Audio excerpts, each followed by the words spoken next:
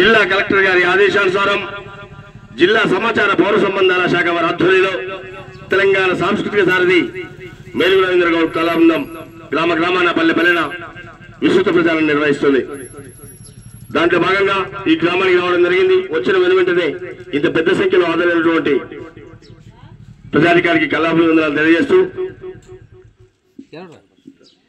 పరిశుభ్రత మీద రవీంద్ర గౌడ్ నోట ఈ పూట ఒక చక్కటి పాట.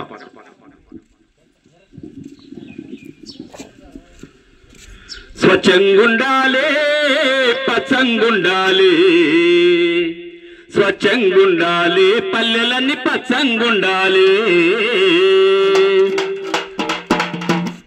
స్వచ్ఛంగుండాలే